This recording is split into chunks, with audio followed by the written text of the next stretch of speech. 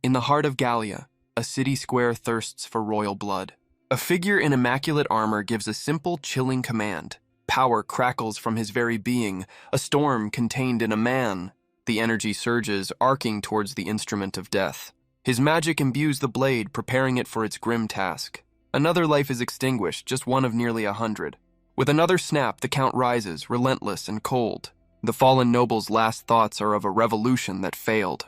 Their betrayal came not from an enemy, but from within their own ranks. He addresses the roaring crowd, a liberator standing on a pile of corpses. He proclaims the end of an era of oppression, and in its place, he promises an age of liberation. He steps forward, his presence commanding the stage. The crowd roars in approval, their cries echoing through the square. Their faces are twisted with rage, demanding blood and fire. But from the shadows, another figure emerges with a different perspective. He's bound by powerful magic, a prisoner of this new order. His eyes hold a bitter truth. The crowd is being played. This is Isaac Quincy, the king's first counsel, having a very bad day. He's a captive of the very people claiming to be liberators. Isaac reveals these liberators are a front for a single noble family. The Daxes, the true tyrants who have pulled the strings for centuries. They've whipped the common folk into a revolutionary frenzy, using the chaos as a pretext to slaughter all their opponents. And now, the leader prepares the crowd for his final dramatic act. He presents his grand prize, the captured king and his royal council. But Isaac knows the crown is just a prop for their new puppet ruler. The leader then throws fuel on the fire with a shocking accusation. He claims the royals allied with demons, which is always a crowd pleaser, sacrificing thousands of their own people in a thirst for power. The leader condemns the royals, his voice booming over the frenzied square. But Isaac knows the truth, his eyes burning with the knowledge of their lies. The clandestine meetings with demons were nothing but a convenient fiction, a perfect excuse to serve the royal council to the bloodthirsty mob. Yet a smirk crosses Isaac's face. They failed to capture the kingdom's secret weapon. A fellow captive, Elizabeth, questions if their last hope will even arrive. Isaac is certain, insisting their ally is hidden somewhere in the crowd. A guard shoves him forward, silencing any further whispers of rebellion. The leader laments the waste because he's a creep on top of being a tyrant. He grabs Elizabeth's face, telling her she only has minutes left to live. The leader makes a vile suggestion for her final moments, but a voice cuts through the tension, demanding he unhand her. He shoves Elizabeth aside, still taunting his captives with cruel words. And just like that, the mysterious newcomer's patience has run out. The leader tries to call his soldiers, but his command is cut short. A storm of golden lightning erupts, blasting everyone on the platform. The tyrant is caught in the blast, his helmet cracking under the pressure. His men realize in horror that their prisoner is shattering the restraint charm. The guards scramble to reinforce the spell, their only plan being more magic. The red-haired man strains, fighting against the renewed power of his bonds. He realizes the magical charm is specifically designed to inhibit his power. The guards close in, their leader demanding he cease his futile struggle. But a confident smirk spreads across his face as he taunts them. He tells them their time is up because someone else is coming. His thoughts drift to Silas Montfort, his best friend and the strongest of them all. We see a flashback to their academy days where their powers first began to bloom. Silas's life was shattered when the Daxes family ordered the murder of his parents. United by a common enemy, they became brothers in arms, fighting their way up. Their shared goal was to end the tyranny by dismantling it from the inside. But their noble quest was cut short by a devastating betrayal.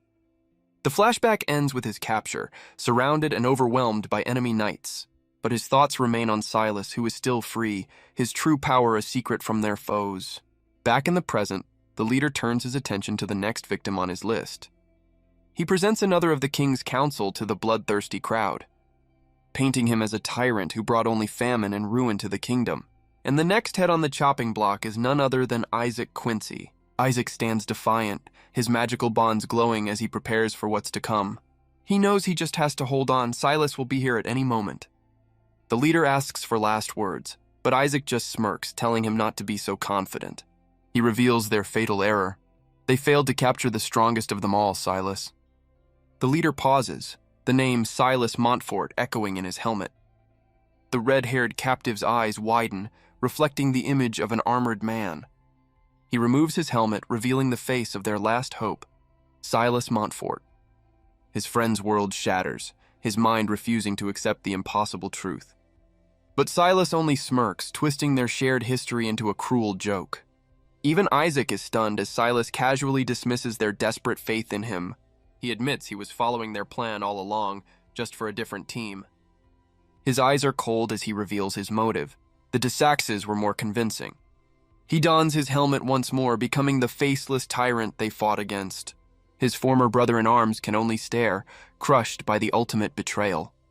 The captive's mind flashes back, recalling their 20-year bond. They were brothers in arms, resting after another hard-won battle. But in the present, Silas's smile is cold and empty. He tells his old friend not to take it personally. Business is business. And with that, he orders his former brother to the guillotine.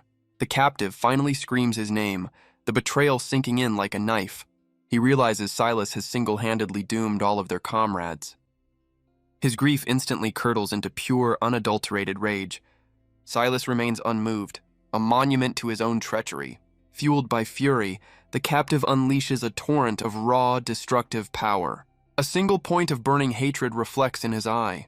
The platform erupts as his rage takes a monstrous form. He roars, his face twisted by grief and raw, untamed power. The shockwave tears through the stage, sending bodies flying.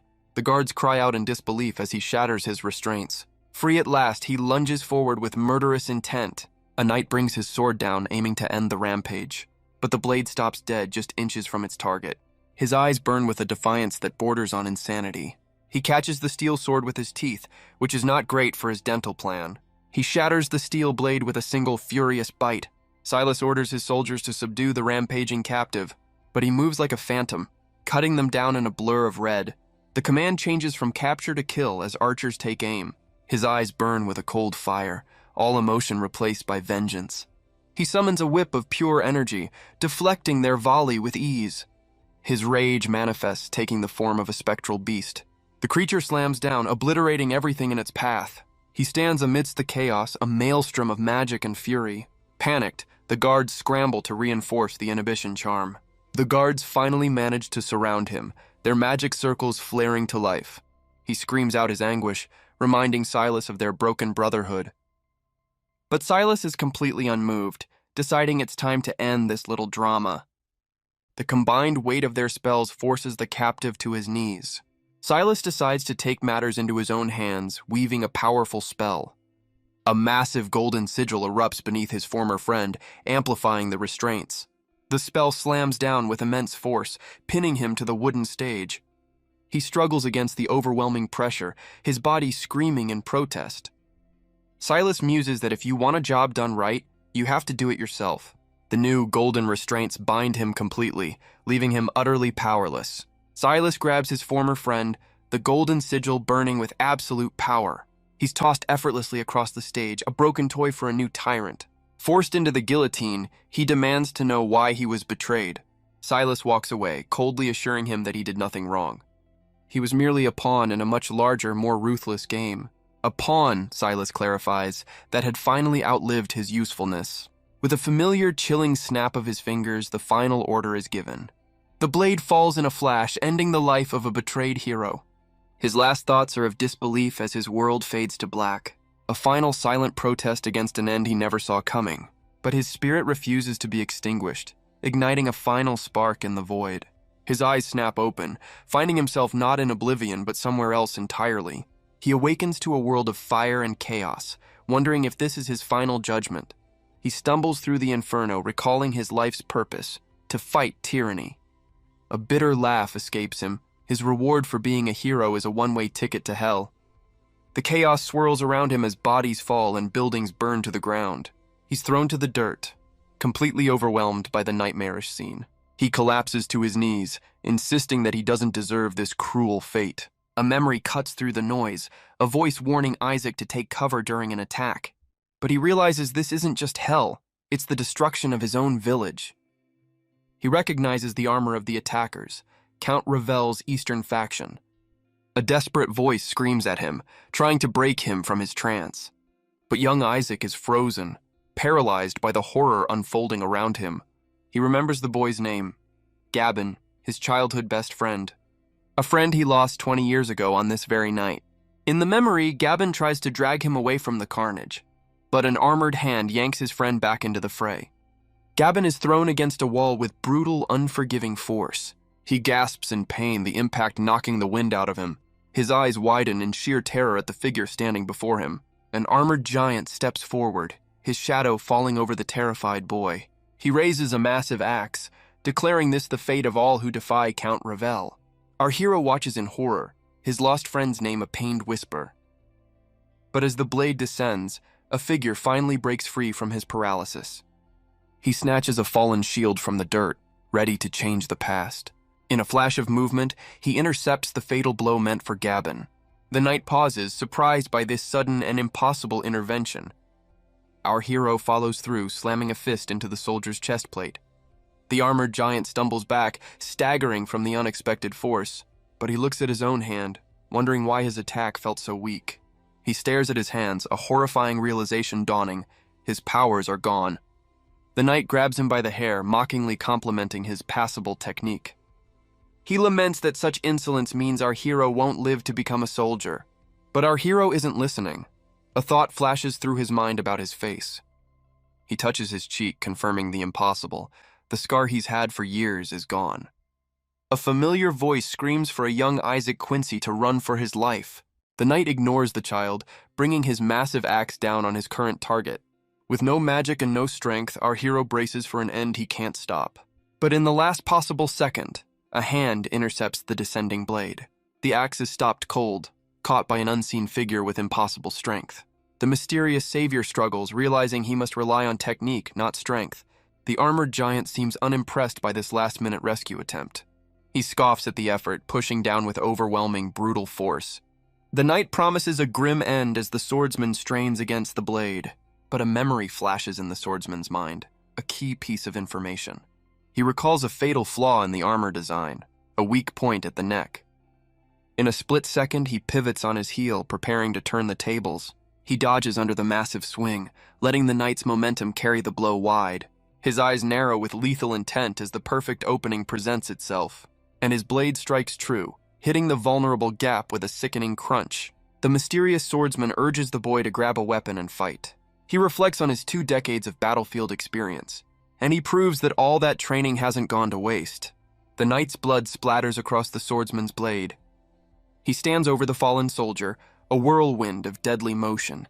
His eyes are cold and focused, a seasoned killer in his element. Gabin, completely stunned, asks Isaac where he learned such incredible moves.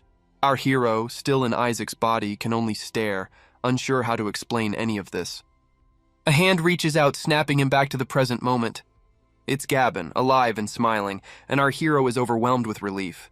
Gabin just assumes his friend is in shock from the brutal fight, but our hero's mind is racing, accepting the impossible truth. He has somehow traveled back in time 20 years. His last memory is of the scaffold, bound by Silas's golden magic. He remembers the fall of the blade, the moment he was executed. A hand on his shoulder snaps him out of his grim recollection. Gabin urges him to move, reminding him their families are in danger. But the chaos of the past rages on around them unabated. Gabin can only watch in horror as their home is torn apart. Our hero realizes he's returned to the day his life's crusade began. He remembers the original timeline, the day his best friend was cut down. It was also the day he lost his parents, a memory seared into his soul. But Gabin's desperate cry pulls him back to the present chaos. He doesn't know how or why he's been sent back to this nightmare. But all that matters now is rewriting this bloody history. Fueled by a second chance, he sprints towards the danger. He remembers the man he was, one of the most powerful warriors in Gallia. Now he's back in his teenage body, which is a serious downgrade. A time before his powers had awakened, before he'd even seen the academy. Right now, he's just a peasant boy with nothing but his wits and memories. A bolt of golden energy slams into the ground with devastating force. But our hero's eyes are sharp, his instincts honed by years of war. He shoves Gabin to safety just as the street erupts in a shower of sparks. Tossing his friend aside, he puts himself between Gabin and the danger. Peeking from cover, he realizes they're dealing with a powerful noble. This is Zevald, the Count's son, radiating pure destructive energy. A pair of villagers plead for their home, their only possession in the world. But Zevald just sneers, clearly enjoying their desperation. He offers them a simple, horrifying choice regarding their home. If they won't give it up, he'll just burn them alive inside it, because he's a great guy. With a brutal kick, Zivald sends the helpless couple into the flames. Our hero recognizes the man, recalling how he butchered that family in the original timeline. But he's powerless, a warrior's mind trapped in a body that can't fight back. Thinking fast, Isaac tells Gavin they need to escape to his house via the rooftops. The two boys sprint across the tiles, desperate to stay out of sight. But their escape route is cut off by a patrol of the Count's soldiers. He realizes with dawning horror that they've already reached his home. Gavin panics, insisting they need to find help instead of rushing in. But Isaac's eyes are cold and calculating, his mind already forming a plan. He assesses the threat, common foot soldiers, not magic-wielding nobles. He may have lost his powers, but his 20 years of battlefield memories are very much intact. Without a moment's hesitation, he lands on the roof of his childhood home. He spots his entry point, a window on the upper floor. Isaac crashes through the glass, making a rather dramatic entrance. His eyes lock onto the scene inside, his mother held captive by a soldier. He quickly counts the hostiles as one of them chokes the life from his mother. His father rushes in, desperately trying to free his wife from the soldier's grip. A third soldier turns, completely blindsided by the boy who just came through the window.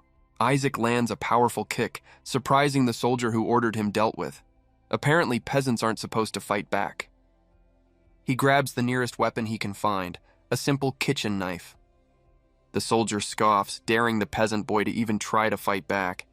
But Isaac's blade finds the gap in his armor with deadly, practiced precision. 1 down, 2 to go. His expression is that of a seasoned killer, not a child.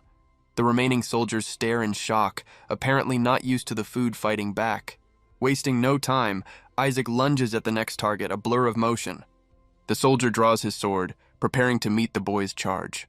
The kitchen knife clashes against steel, a testament to Isaac's superior skill, but his battlefield instincts scream a warning of an attack from behind. The third soldier moves in for the kill, thinking he has the boy trapped.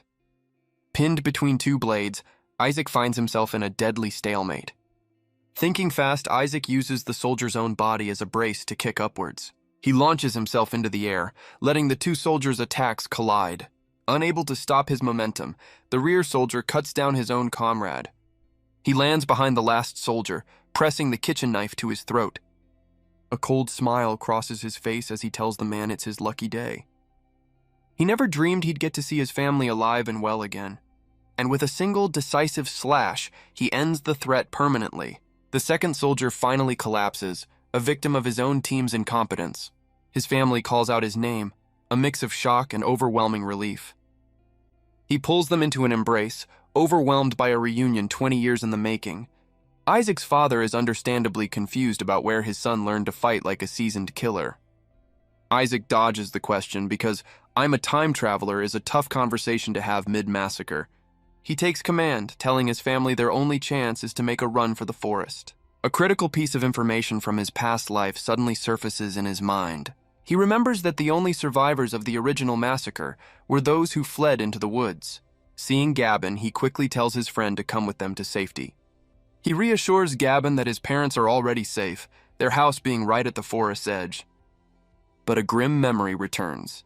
While Gavin's parents survived, Gavin himself did not. He makes a silent vow that this time his friend will make it home. The small group sprints towards the tree line, leaving the burning chaos of their village behind. Isaac's eyes burn with resolve. He has a second chance, and he won't waste it. They reach a small camp of survivors, a brief moment of peace in the chaos. Isaac tells his family to wait here while he scouts ahead. Gavin is confused by his friend's sudden, uncharacteristic leadership, but the other survivors suddenly feel weak, their vision blurring. The adrenaline finally wears off, and Isaac's teenage body gives out. He collapses into unconsciousness, the day's horrors finally catching up to him. His mind drifts back to the scaffold, to the moment of his ultimate failure. He remembers his comrades, bound and helpless just like him, and he remembers Silas's final cruel words, branding him a useless pawn. The blade falls, a final brutal end to his first life. Silas's voice echoes in his mind, a cruel farewell to his oldest friend.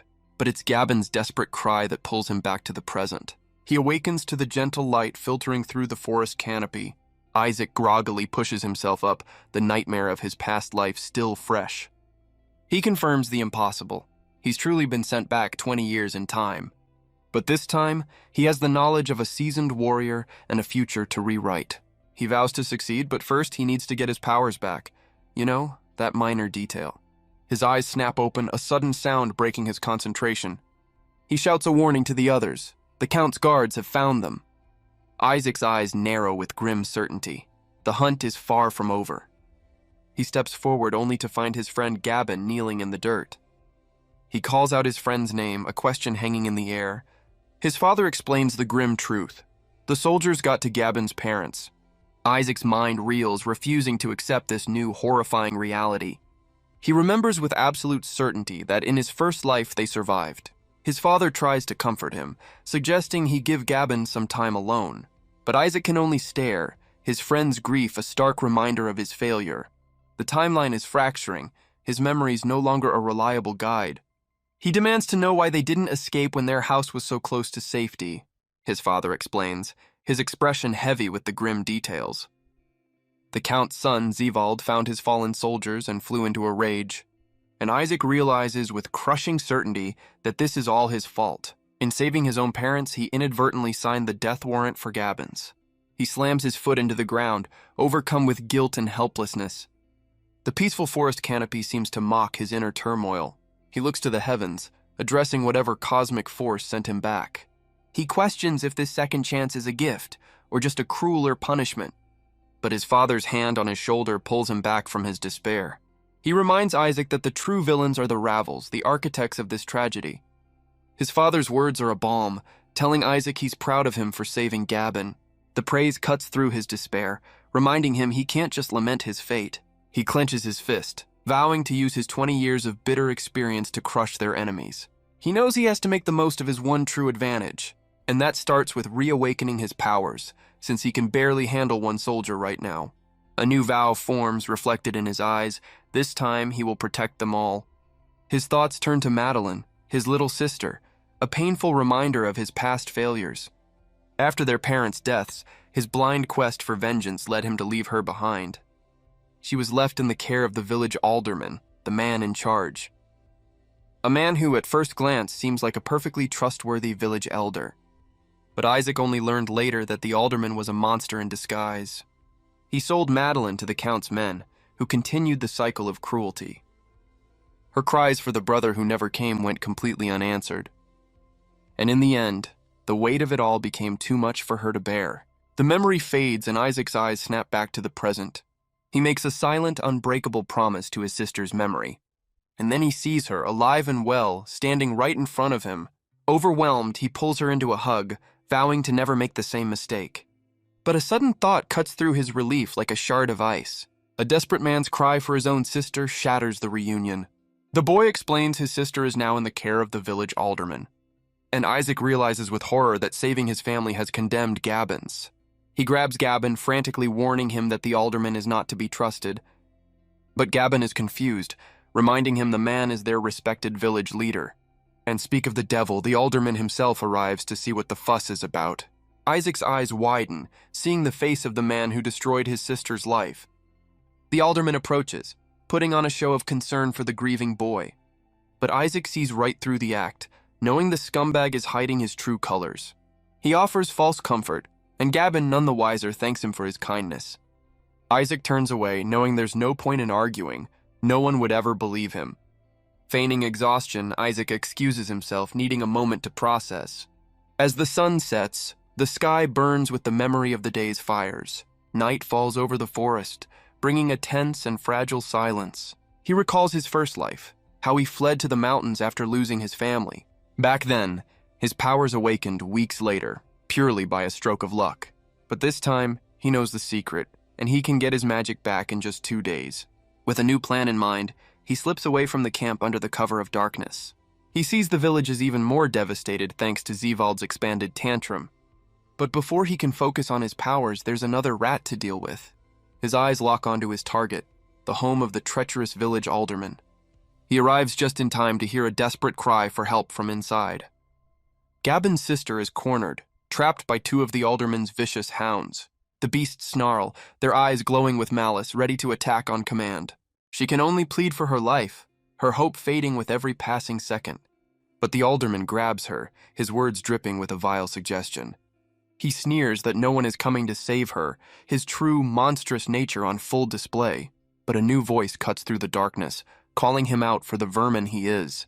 The alderman turns, enraged that someone would dare interfere with his fun. And there stands Isaac, his expression promising a world of pain for the traitor. The alderman scoffs, threatening the boy who clearly has no idea who he's messing with. With a single command, the alderman unleashes his vicious hounds.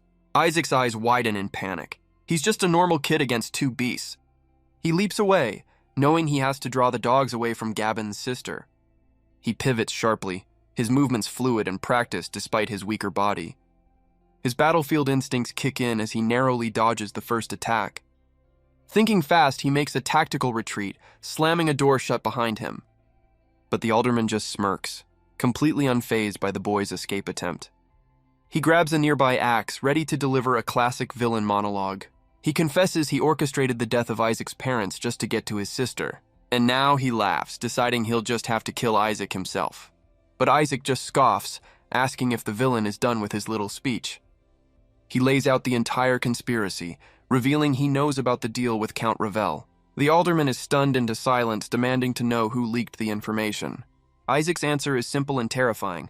The alderman told him himself in another life. He explains that he's already killed him once before, right after a similar confession. And with a chilling smile, he admits he's very much looking forward to a repeat performance. With the conversation over, Isaac lunges forward with blinding speed. The alderman swings his axe, proving to be surprisingly quick on his feet. But to a man with 20 years of combat experience, his moves are laughably predictable. Isaac slips past his guard, his own blade ready to end this once and for all. Isaac's blade cuts deep, drawing first blood in their deadly dance. The alderman stares in disbelief, unable to comprehend the boy's skill. He dismisses the attack as luck and brings his axe down with renewed fury. But Isaac easily sidesteps the blow, countering with a powerful body check. He presses his advantage, his knife a blur of deadly intent. The alderman pants, demanding to know where a peasant boy learned such moves. Isaac coldly informs him that his only concern should be the painful end that's coming. He launches himself into the air, aiming to end the fight with a single decisive kick. But the alderman reveals his trump card. He's a magic user. Because of course he is. A wave of golden energy erupts, sending Isaac flying across the room. Isaac grits his teeth, his mind reeling from the unexpected magical assault. He slammed into the wall, realizing with dawning horror that the alderman wields electricity. He recalls his first life, where killing this man was trivial once his own powers were awakened. The alderman mocks him, revealing that the Count's promises went far beyond a simple title. He was given the ultimate gift. The Count helped him awaken his own magical abilities. We're reminded of the nobles, the tyrants who exploit the common folk for their own gain. Their entire system of oppression is built on a formidable inherited power. By channeling electric currents, they can move with blinding speed and erect powerful barriers.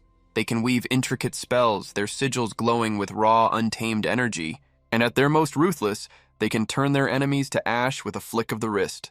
The official story is that this power was a gift from the gods, a divine mandate for nobles to protect humanity from demon hordes.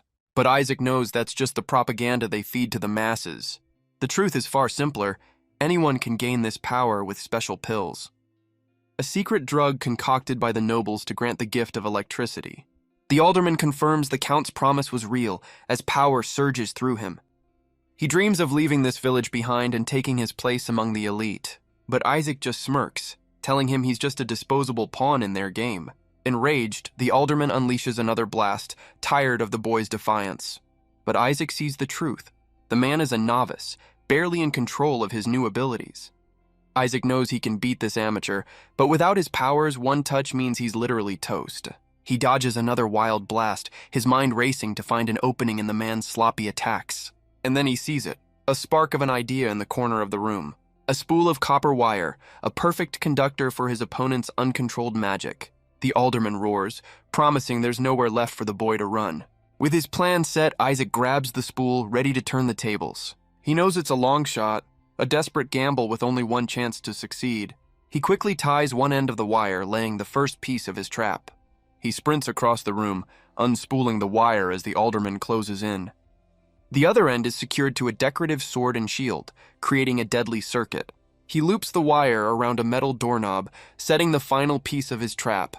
The circuit continues up to a heavy iron chandelier hanging from the ceiling. With everything in place, Isaac just needs his opponent to give him his best shot. A confident smirk spreads across his face. The plan is simple but effective. He taunts the alderman, asking how he can call himself a noble if he can't hit one peasant boy. The man roars in fury, completely falling for the most classic villain bait in the book. He unleashes a massive, uncontrolled blast of golden lightning, tired of the games. Isaac's eyes narrow, knowing this is the exact moment he was waiting for. He hurls the spool of wire directly into the path of the incoming attack. The raw energy strikes the copper, turning Isaac's makeshift trap into a live wire. A spark of triumph lights up Isaac's eyes. His desperate plan is working perfectly. With a final, calculated kick, he sends the spool flying into position. The alderman is caught off guard as the wire courses with his own redirected electricity. The copper web wraps around him, a conductor for his own spectacular downfall. He stumbles, completely outmaneuvered by the boy he dismissed as a mere peasant. Isaac reveals his trap. Every dodge was a chance to spin a web charged by his enemy's attacks. The alderman's face twists in horror, realizing he's been played from the very start. Isaac declares victory as the trap springs, turning the man's power against him. The villain is slammed backward, hopelessly entangled in his own electrified prison. His screams are silenced as he's consumed by the very magic he so arrogantly wielded. The alderman kneels in the wreckage, demanding to know how a mere boy could defeat him. Isaac turns, his expression one of mild annoyance that the man is still breathing. He even admits he's a little surprised the guy survived a self-inflicted electrocution of that magnitude. But as Isaac picks up a knife, the alderman's defiance quickly turns to desperate bargaining. He offers Isaac a place among the nobles, a reward from the count for his talent. But Isaac's eyes are cold, asking how he dares beg after what he did to his sister. The alderman is confused, insisting he hasn't laid a hand on Madeline. In this timeline anyway. Isaac simply towers over the groveling coward, his patience completely gone. The ghost of his future self materializes behind him, a promise of the vengeance to come. He makes it clear that no matter the life, their encounters will always end the same way. And with a single brutal slash, Isaac makes good on his promise of destruction. The alderman's reign of terror ends in a pool of his own blood on the floor. With the threat neutralized, Isaac turns to Gabon's sister, urging her to escape. But he quickly realizes the poor girl has fainted from the sheer terror of it all. He takes a moment, the weight of his actions settling in the sudden silence. Gently lifting her, he promises to reunite her with her brother, Gabon. But his escape is cut short by the alderman's other security system. He kicks open the door, only to be met by two very angry, very large dogs. Apparently, they're not too happy about their owner's recent termination. But Isaac's eyes are filled with grim resolve. He's not about to fail now. The once vicious hounds now look like they've seen a ghost. Apparently, a change in management was all they needed to behave. Back at the survivors' camp, Gabon is lost in despair, waiting for his friend's return. But a sudden sound from the doorway snaps him out of his grief. He scrambles to his feet, calling out his sister's name as Isaac enters. As Gabon holds his sister, he demands answers, and Isaac's glare says it all. Isaac lays out the ugly truth. The alderman was a traitor working with their enemies. Gabon panics, but Isaac calmly assures him the problem has been permanently solved. He addresses the room, explaining that he has a mission he must complete alone. His eyes burn with resolve as he promises to return, his secret plan already in motion. Isaac's father places a hand on his shoulder, his voice filled with pride. He declares that Count Ravel's tyranny must finally come to an end. Isaac is moved by his father's words, seeing a strength he never got to appreciate. He grips his father's arm, a silent promise passing between them. With renewed resolve, Isaac vows that he won't let his family down this time. His father's smile is all the encouragement he needs, a simple, powerful, "I'm proud of you." With his family safe for now, Isaac begins his solo mission, heading for the mountains. He strides into the wilderness because nothing says secret mission like a dramatic mountain hike. His destination is the summit, a place that holds the key to his lost power. He recalls his first life, how he fled to these same mountains after losing everything. He remembers wandering for weeks, lost in a haze of grief and vengeance. He'd collapsed on this very mountain, taking shelter beneath an old, weathered tree, and that was the moment his entire life changed forever. A bolt of pure, untamed lightning had slammed down from the heavens. He was struck by lightning, which is generally not recommended for your health. But now he knows the secret. This specific tree is a natural lightning rod. He can feel a storm brewing, the air crackling with familiar energy. This time he's not waiting for luck, he's going to force his own awakening. He knows the noble's power isn't a gift from the gods, but a stolen birthright. Every human has the potential to wield this power, they just need a little spark. He knows the secret. A specific part of the brain can be activated to control electricity. To control this power, the nobles created special pills to force an awakening. This ensured a steady supply of powerful users to maintain their grip on the kingdom. But Isaac knows the pills were just a shortcut for a much older method. The original method was far more direct, getting zapped by a bolt from the sky. This natural awakening unlocks far greater power, but it comes with a serious risk. A risk that usually ends with a crispy corpse, which is why the nobles invented a safer way. He remembers his first life, where a random lightning strike gave him his powers by pure chance. A nearby strike confirms the storm is here. Now he just needs to wait for his moment. He closes his eyes, ready to welcome the lightning that will change his fate. Isaac's eyes lock onto the sky as the perfect bolt begins to form. A massive fork of golden energy tears through the clouds, heading straight for him. He roars into the storm, ready to claim the power that will fuel his vengeance. But the lightning slams into the ground beside him, missing its target completely. Isaac can only curse his luck. His one perfect shot was a dud. He knows with grim certainty that another opportunity like this won't come. The storm is already moving on, its epicenter now hovering over a deep chasm. Thinking fast, he anchors a rope to the tree, preparing for a desperate leap. With no other choice, he swings out into the open air, chasing the storm itself. He puts all his faith in a single knot, praying it's enough to carry him to his destiny. He screams at the heavens, questioning if this is some cruel test of his will. He roars that nothing will stop him from getting the revenge he's owed. With a powerful leap, he launches himself from the cliff's edge. He swings out over the abyss, a tiny figure against the vast, stormy sky. And this time, the heavens answer, engulfing him in a torrent of raw power. His eyes burn with golden light as the energy surges through his very being. He endures the agony, his body becoming a conduit for the storm itself. And as the power settles, the scar from his first life begins to reform on his face. The rope that carried him to his destiny smolders, its purpose served. A moment later, a crimson explosion erupts, signaling a successful and very dramatic awakening. He pulls himself from the scorched earth, his body now a vessel for the storm's fury. His mind is consumed by a single burning thought, vengeance. And he roars his promise to the heavens that this time it will be his. Isaac stands on the cliff's edge, feeling the familiar crackle of power in his hand. He recalls his first life, where awakening his magic was only the beginning of a long road. It took him years of painstaking practice to achieve true mastery. But this time he's not some fumbling novice learning the ropes. He has 20 years of experience to skip the tutorial and go straight to the final boss. The very mountainside splits apart, unable to contain his explosive return. He clenches his fist, knowing his quest for revenge has only just begun.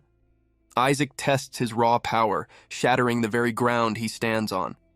He smirks, satisfied with the initial results of his dramatic power-up. But raw strength is only one part of the equation. Now it's time to test his speed. He channels the lightning through his body, preparing for a burst of movement. In a flash, he rockets down the mountainside, a living bolt of crimson lightning. He clocks his speed at 100 meters per second, which is apparently just acceptable. With the basics covered, he decides to try summoning his ultimate weapon, his avatar. He focuses all his energy, his eyes burning as he calls forth his spectral beast. And from the heavens descends a tiny, sputtering energy lizard. Well, that's disappointing. He realizes with a sigh that his teenage body can't yet handle his full power. He remembers that avatars are the ultimate expression of power, a manifestation of the wielder's soul. A single warrior with this ability can obliterate entire armies without breaking a sweat. Isaac knows he has a long way to go, but he's found the perfect, peaceful place to train. But his quiet training session is cut short by a familiar voice calling his name. He turns in shock to find his sister, Madeline, has followed him into the mountains. She explains his strange behavior made her suspicious, and she wants to know how he suddenly got so strong. Isaac realizes he can't exactly talk his way out of this one. With a heavy sigh, he decides to tell her the impossible truth. He takes a deep breath, preparing to completely shatter his sister's reality. And then he just drops it on her. He's a time traveler from the future, as one does. Madeline's first reaction is a solid punch, asking if he's really joking at a time like this. Isaac sighs, realizing that "I'm from the future" does sound a little insane out loud. But to his surprise, she completely accepts it, thrilled that her brother is now one of the Awoken. Her mind immediately jumps to the perks, joining the academy, getting rich, and sticking it to the nobles. Isaac has to gently bring his sister back down to earth before she starts planning their retirement. He promises to protect her with his life, but insists his powers must remain a secret for now. He tries to explain the danger they're in, but she cuts him off with a reassuring word. With a warm smile, she tells him she trusts him completely. After all, he's already saved them. She then casually asks if the jagged new mark on his face is going to be permanent. Isaac panics, realizing with horror that the lightning gave him the exact same scar as his first life. And so, under the quiet watch of the mountain peaks, his training begins.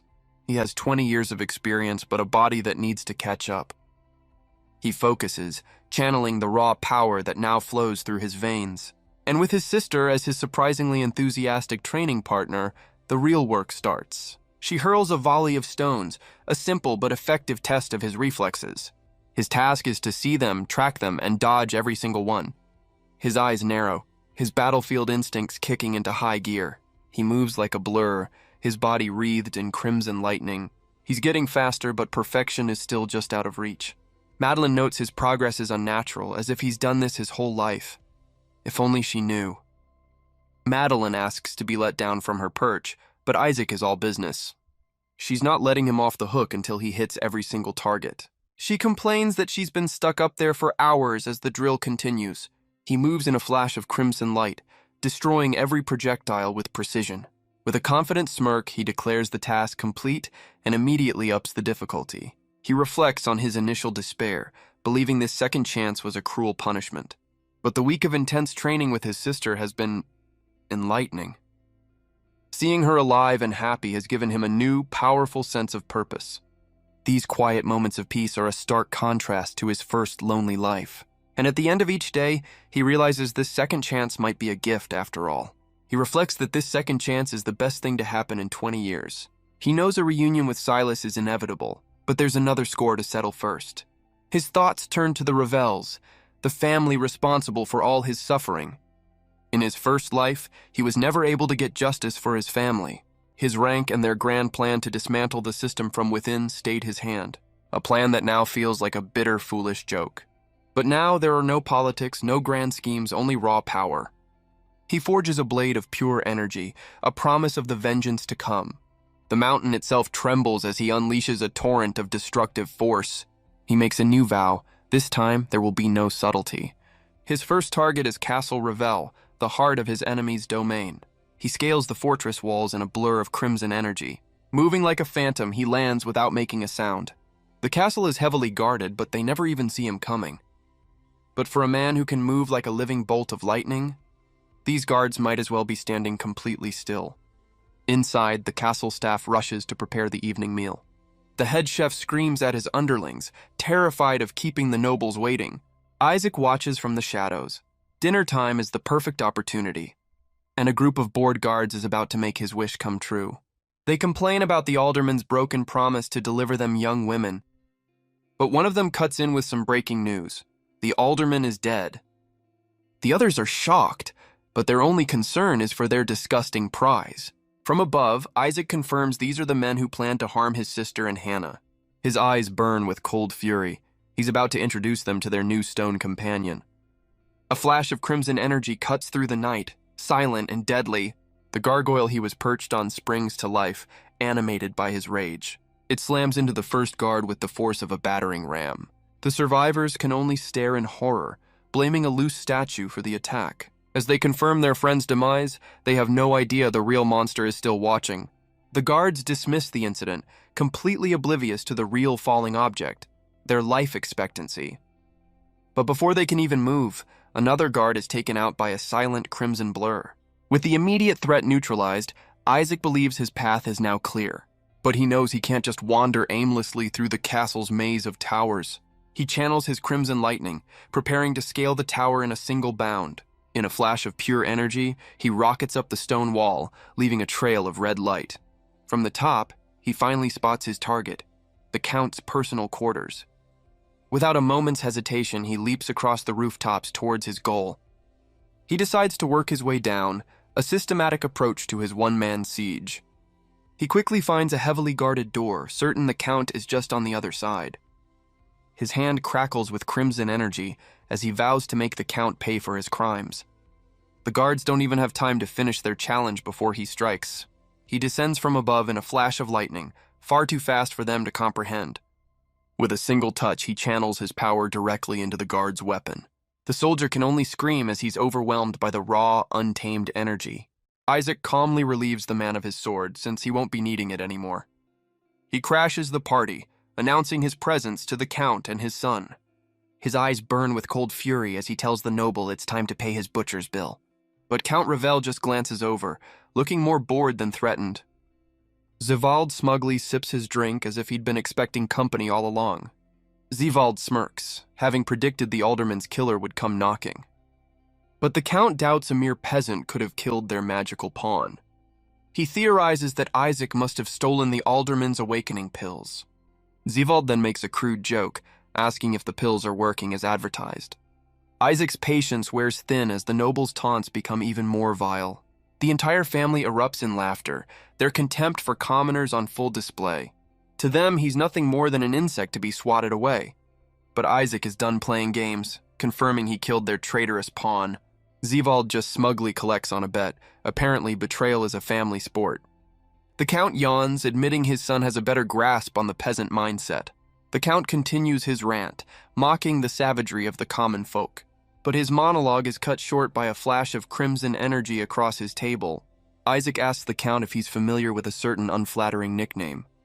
He reveals the high nobles in the capital call him the pot-bellied pig. Isaac recalls from his first life how the elite loved to mock the provincial lords. The Count's eyes glow with fury, his pride stung by the peasant's words. Isaac then includes the Countess, calling them a pair of pigs. Turns out even tyrants get bullied. The Countess is enraged, her own magical power flaring to life. She unleashes a massive blast of golden energy, promising to burn him alive. But when the smoke clears, Isaac stands completely unharmed by her attack. Isaac smirks, taunting her with a vile name and asking if that's all she's got. The Countess is stunned, her mind refusing to accept that he's completely unharmed. She decides to up the ante, preparing to unleash the full force of her magic. But Isaac is already one step ahead, his hand a blur of crimson lightning. Her eyes widen as she realizes something is terribly wrong with her own power. The Count explains her fatal flaw. She's a novice who skipped all the safety tutorials. He can only scream his wife's name, completely helpless to stop what's coming. Isaac knows that all it takes is a single spark to turn her power into a bomb. And with a flick of his wrist, he detonates the unstable energy in a massive explosion. The Count can only watch in horror as his wife is consumed by her own magic. Zivald screams in horror, his mother's name a desperate, furious cry. He stares at her fallen form, demanding to know what Isaac has done. But Isaac is already behind the Count, promising a swift family reunion. Enraged, Zivald unleashes his own golden lightning, refusing to let a peasant win. But Isaac meets the attack head-on, his crimson power clashing with the noble's gold. His battlefield instincts scream a warning. The Count is attacking from behind. He dodges just in time as two blasts of energy collide where he just stood. The Count taunts him, unimpressed by the boy's desperate evasive maneuvers. He slowly approaches, lecturing Isaac on the folly of challenging his betters. The Count gathers his own power, preparing to end this little peasant uprising himself. The Count promises to burn Isaac's village to the ground, his own power flaring to life. But Isaac just smirks, ready to deliver a little story time to the piggies. He declares that the wolf is finally at the door, and it's time to collect. Zivald screams for his mother, lunging forward in a blind, vengeful rage. But to a man with 20 years of combat experience, the attack is laughably slow. He effortlessly sidesteps the blow, finding the whole display rather pathetic.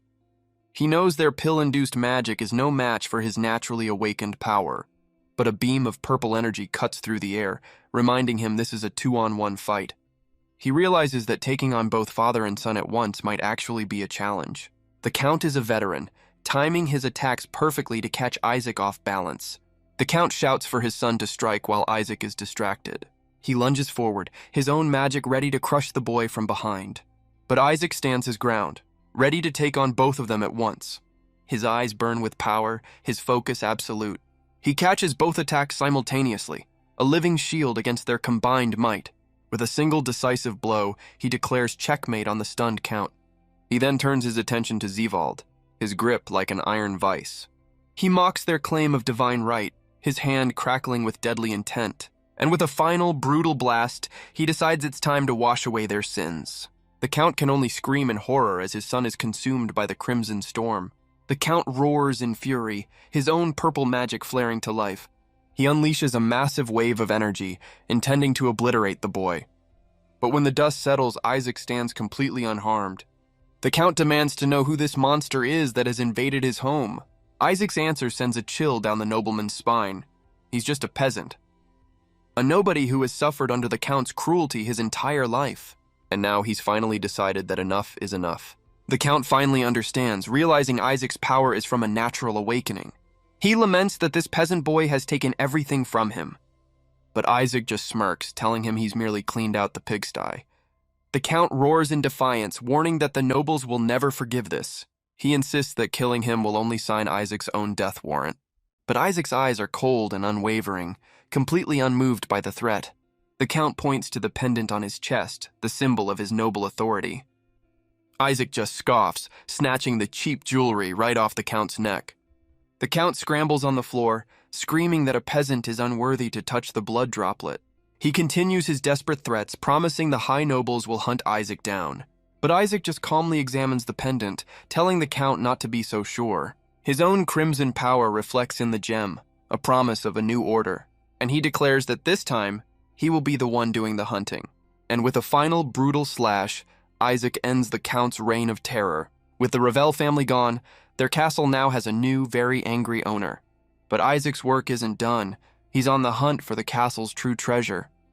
His mind is set on a single prize, a rare mineral known as arcanite.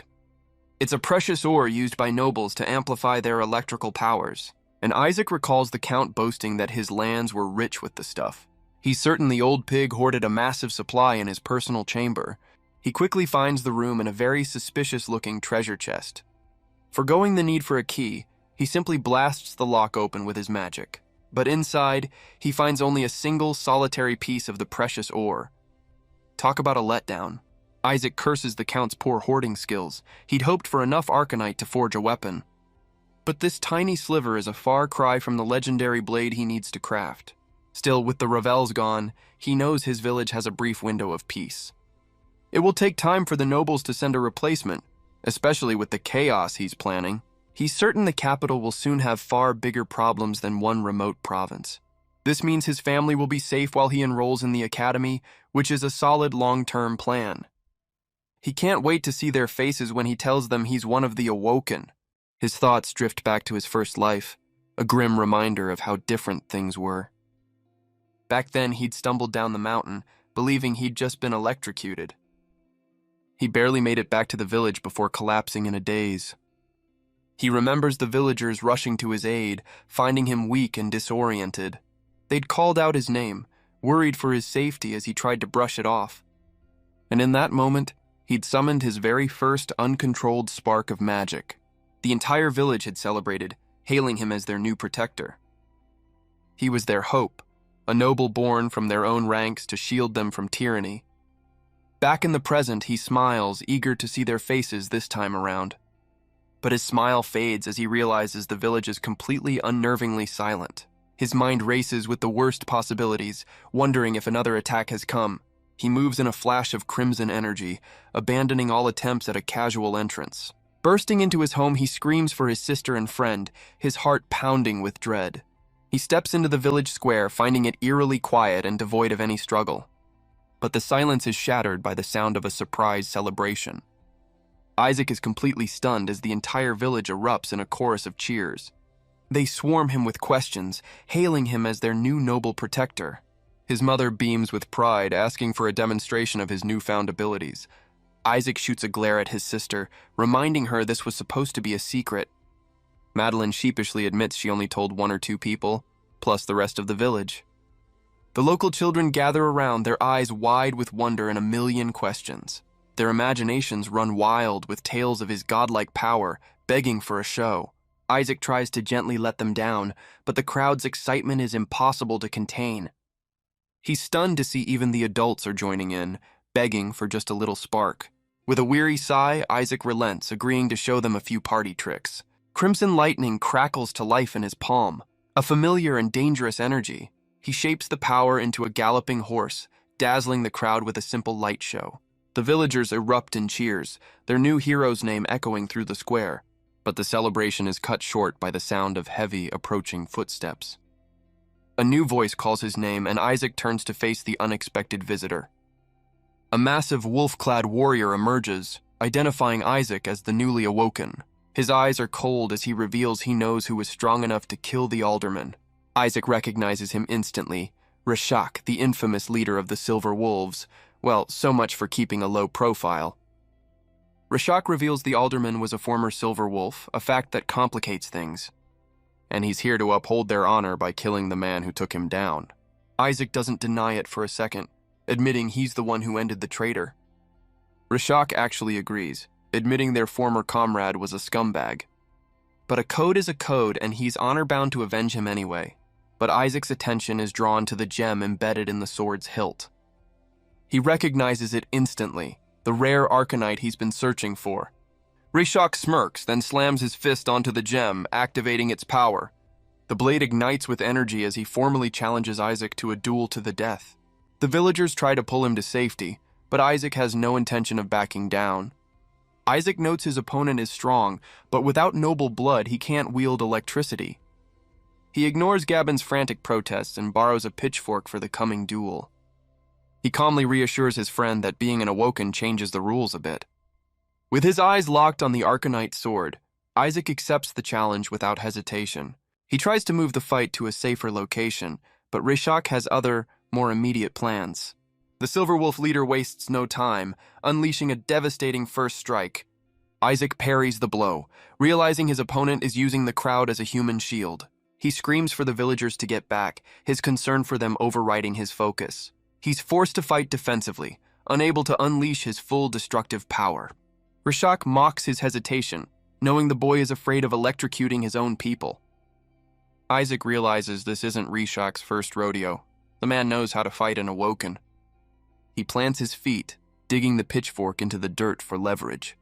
With a quick pivot, he prepares to turn the tables on his opponent. He knows he can't risk unleashing a wide-area attack with civilians nearby, but he can still channel his power directly into the pitchfork, turning it into a deadly weapon. Rashak is impressed, complimenting the boy's skill as their weapons collide. Isaac ducks under a powerful swing, his movements fluid and precise. He knows that without magic, Rashak's movements are predictable to a trained eye. With a roar, Isaac goes on the offensive, ready to end this little duel. He hurls the electrified pitchfork, turning a simple farm tool into a lightning-fast projectile. But Rashak easily parries the blow, unimpressed by the boy's first real attack. Isaac's eyes narrow. He knows this fight is far from over. He realizes he can't use his full speed without endangering the innocent villagers, but a new plan forms, a way to control his explosive power. He uses the pitchfork as an anchor, pivoting with incredible controlled speed. Rashak is caught off guard, surprised by the boy's sudden tactical shift. Isaac unleashes a powerful slash, forcing the Silver Wolf leader onto the defensive. He sees his chance, planting the pitchfork in the dirt to create a launch point. With a powerful leap, he aims a decisive blow at his opponent's exposed back. But Isaac's eyes widen in disbelief as his attack simply bounces off harmlessly. Rashak compliments the boy's strength, but reveals he has a few tricks of his own. The wolf pelt on his armor suddenly transforms into a living, breathing animal. Isaac's eyes widen as he realizes what he's looking at. It's a full suit of arcanite armor, and its wearer has a title, Rashak the Noble Slayer. He promises to show Isaac the true, terrifying power of the rare mineral. With a powerful strike to his own chest, he activates the armor's hidden ability. The Arcanite absorbs the impact, releasing a surge of stored electricity. He then reveals he stole all this precious ore from none other than Count Rall. And he roars that once he's done with Isaac, he's coming for the Count himself. He boasts that Isaac will be the 6th lightning freak to join his kill list. Isaac feels the immense power radiating from his opponent's armor. Rayshak moves with blinding speed, slamming his blade down with explosive force. But Isaac's focus is split. The entire village is watching from the sidelines. He knows he can't unleash his full power without risking innocent lives. His family can only watch in terror, their hopes pinned on their new protector. Rayshak's skill with the Arcanite armor is clearly on another level, but Isaac sees a weakness, a way to turn that borrowed power against its wielder. We get a quick lesson on Arcanite, the most valuable ore in the world. Its unique properties allow it to store and amplify electrical energy, a secret the nobles have used for generations to enhance their weapons and armor. But for those without the gift, the ore is a ticking time bomb. Overload its capacity, and it detonates with spectacular, user-unfriendly results.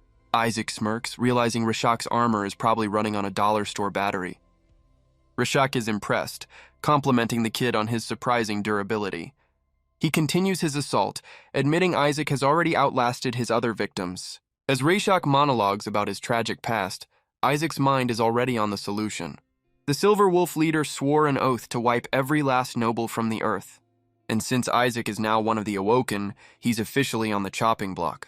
But Isaac has a plan, planting his hand on the ground to prepare his counterattack. Rayshak leaps in for the kill, promising Isaac will be no exception to his crusade. Rayshak leaps into the air, promising to split Isaac in two. But Isaac sees his chance, knowing he has to go all out to seize it. Rayshak laughs, impressed that Isaac is putting up a better fight than his previous victims. He brings his blade down for the killing blow, but Isaac's timing must be perfect. He waits, his eyes locked on the descending blade, for the perfect moment to act. And at the last possible second, he catches the warrior's wrist, stopping the blow. Rayshak scoffs, mocking the boy for choosing to block instead of dodge. He thinks it's a fatal mistake, but Isaac is just getting started. With a calm expression, Isaac declares that the fight is already over. His eyes burn with crimson light as he reveals his true advantage. Skill over brute force. He reveals his trump card. He's been juicing the Arcanite with his own power. A direct injection of raw energy, far more than the armor was ever meant to hold. Rayshak can only scream as the borrowed power turns against him in a violent surge. He's blasted backward, consumed by the very energy he thought he controlled. The overload detonates in a massive explosion, shaking the entire village square. When the dust settles, the Noble Slayer's legendary sword clatters to the ground. Rayshak gasps, his body completely fried by the uncontrolled electrical feedback.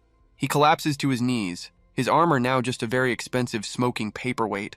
Isaac sighs, knowing it takes years of training to handle that kind of raw power. His friends rush forward, calling his name in a mix of relief and concern. The villagers rush to Isaac's side, their relief palpable. But Rayshak can only stare, his mind refusing to process his defeat. He demands to know how a mere boy could have bested him. Isaac calmly explains he simply turned the warrior's own power against him. The Noble Slayer is stunned by the simple, brutal efficiency of the tactic. He accepts his fate, asking Isaac to grant him a warrior's end. With a weary smile, he opens his arms, ready for the final blow. But Isaac just closes his eyes and gives him a hard pass. Rayshak's eyes widen in disbelief, completely thrown by the refusal. He roars that Isaac can't deny him an honorable death. Apparently there are rules for this sort of thing. Isaac explains he's not a mercenary. He follows a different, more noble code. He calls it the Code of the Protectors, a rulebook he's clearly writing on the fly, a code which states that the loser must become the winner's loyal vassal. He points at the stunned warrior, laying out the terms of his surrender. And he declares that Rayshak, the legendary Noble Slayer, must now serve him. Rayshak is taken aback, wondering how this kid knows so much about him. Isaac leans in, revealing they have a common, all-consuming goal. A shared desire to see the entire corrupt nobility burn to the ground. Isaac adds that a man of his skill would be a valuable asset to the cause. And with a pat on the chest, he gives the warrior his first official order: protect this village. Isaac lays out his plan. The Silver Wolves will protect his home while he goes to the capital. He's heading there to prepare a special kind of welcome for the corrupt nobility. Rashak considers the boy's words, seeing the same fire for vengeance in his eyes. With a nod of respect, the legendary noble slayer accepts his new mission. He makes a solemn vow, a promise sealed with a warrior's honor. As long as he draws breath, no harm will come to this village or its people. But Isaac has one final, rather bold request for his new vassal. He casually informs Rashak that he'll be borrowing his legendary sword, for keeps. He explains that the Arcanite gem embedded in the hilt is exactly what he needs. And so, Isaac takes the precious ore and forges a new weapon in the heart of the flames. He explains his design choice, a custom job to better channel his electrical power. He's basically inventing the next decade of military tech, giving himself a serious head start. With a quick wrap of the hilt, his new weapon is ready for the road. He sheathes the blade, a symbol of his new path and the vengeance it will bring. With his home now safe, Isaac bids a heartfelt farewell to his entire village. His sister, his friends, and even his new vassal Rashak are there to see him off. His family waves goodbye, their faces filled with pride and hope for his journey. The entire community wishes him well, their faith now resting on his shoulders. He gives them one last confident grin, promising to return as soon as he can. And with that, Isaac walks away, his solo mission finally underway. With his new sword on his back, Isaac sets out on the long road ahead. His expression is one of grim determination. His journey has only just begun. His destination is the academy, the same place his first life's quest started. But this time, he's arriving with his powers already mastered, ready to meet his future comrades. And it's there he will once again meet the man he considered his brother, the ultimate traitor, and the final target of his vengeance, Silas Montfort.